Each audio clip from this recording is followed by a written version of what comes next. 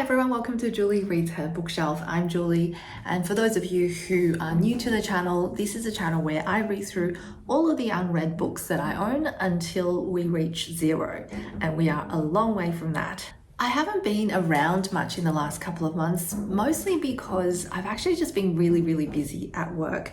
So some of you who have been with the channel for longer might know that I'm a lawyer and I do mostly court work. So I've been in a number of cases in the last few months that have just been really meaningful in terms of my career, really meaningful for my clients and for their rights.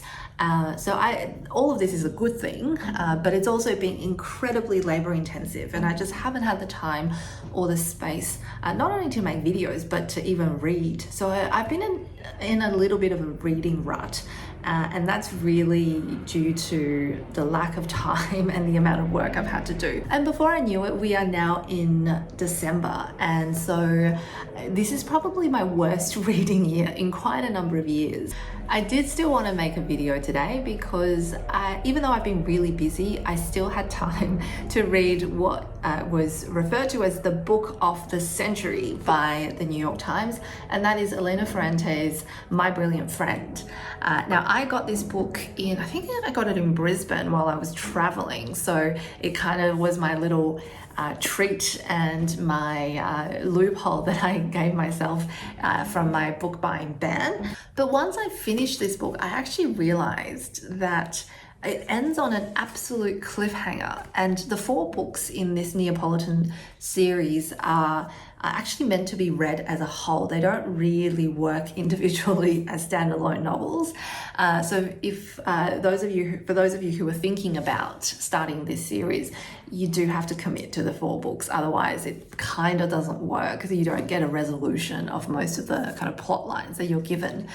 So once I finished the first book, I realized I have to keep reading. And because I'm on a book buying ban, I did ask around with my friends who actually read, which is, let's face it, not that many of them. And one of them did have the entire series. So she very kindly lent me the rest of the series. I've already returned the second book to her because I've finished the second book, but I've got the third book here, Those Who Leave and Those Who Stay, which is the one I'm currently on.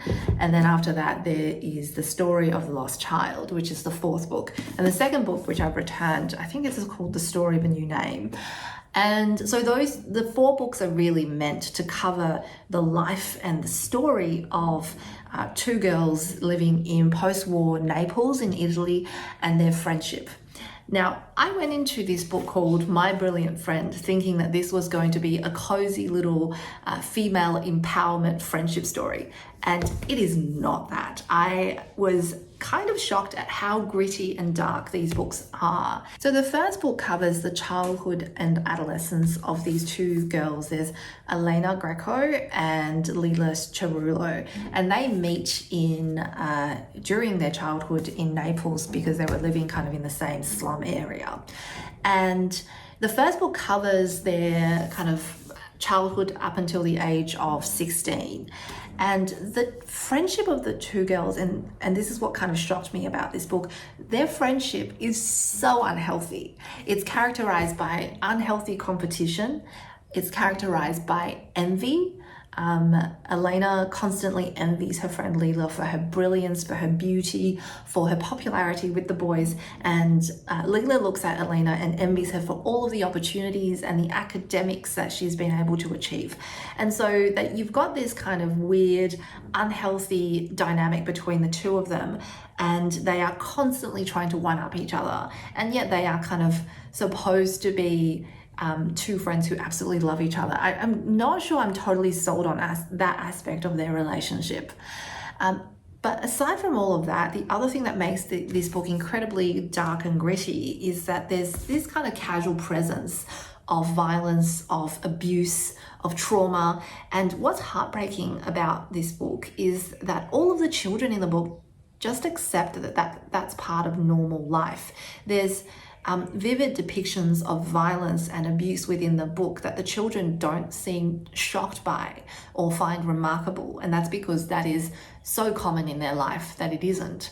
And so it's this depiction of underprivileged children who don't know that they're underprivileged, and that there could be a better life out there. Now, that sort of changes towards the second half of this book, when at least the two girls realize that that people in other parts of the city, indeed people in other parts of the country, live much better lives than they do.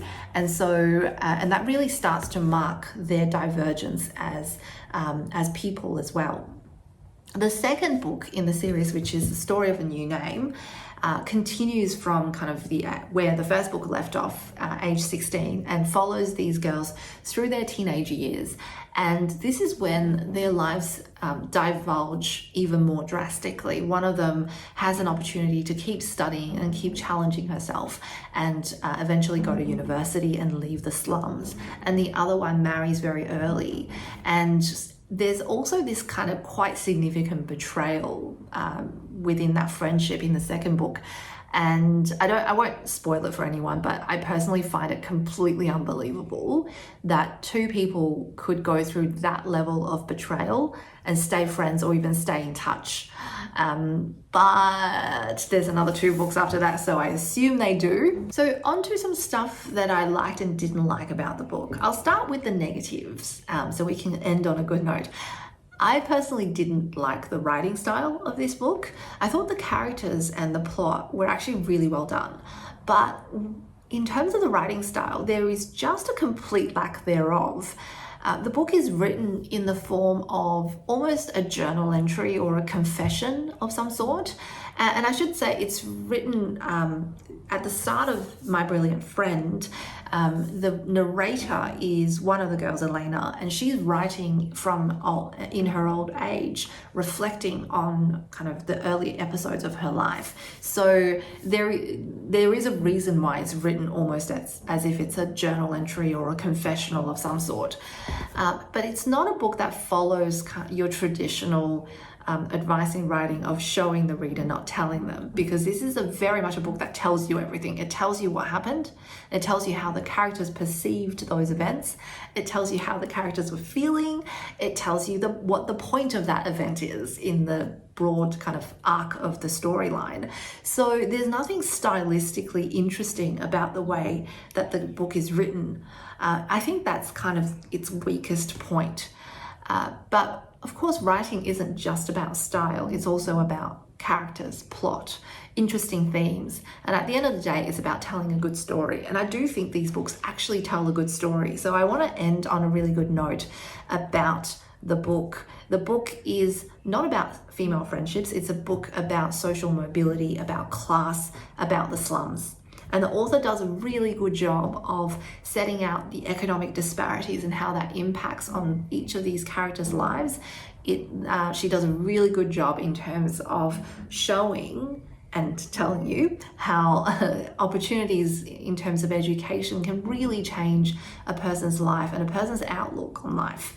I'm halfway through the series, having read 2 books and with 2 more to go, and I definitely think I will finish them. They are quite enjoyable reads, despite some of my reservations about the writing itself, and I'm looking forward to actually finding out what happens to these 2 characters ultimately. I suspect I'm going to be a little bit distraught at the end of the 4th book, unfortunately. That's the vibe that these books are generally giving off, that there isn't going to be this neat happy ending for the characters, that it's going to be messy and chaotic, but it's going to be heartfelt at the end. So despite what I've said about the writing style, I actually do enjoy these books and I will be finishing them.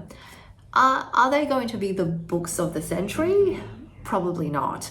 I can think of books that I written in the 2000s onwards that I enjoy more than these books. So I definitely disagree with the New York Times on that front. I also think it's a little bit of a gimmick for the New York Times to be creating kind of a list of the best books of the century in 2024 when we're barely a quarter of the way through that century. ultimately, I do think these books are enjoyable, they're solid, they're well put together, and unfortunately they just fall short of being brilliant for me.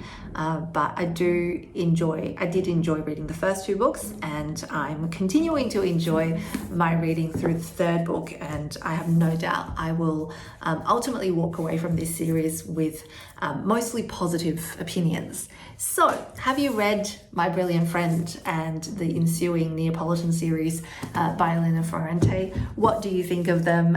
Leave a comment, let me know.